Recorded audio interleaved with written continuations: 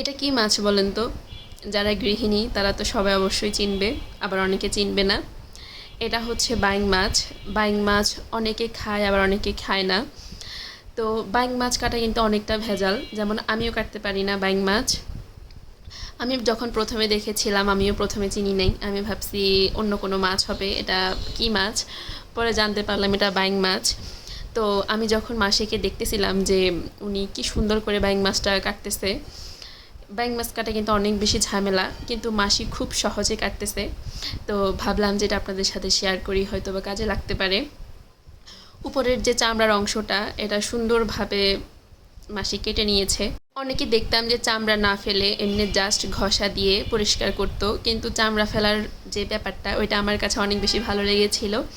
তো ফাইনালি অনেক সুন্দরভাবে মাসি ব্যাং মাছের চামড়াটা তুলে নিয়েছিল। যদি এটা আপনাদের সহজ মনে হয় তাহলে আপনারাও ট্রাই করতে পারেন।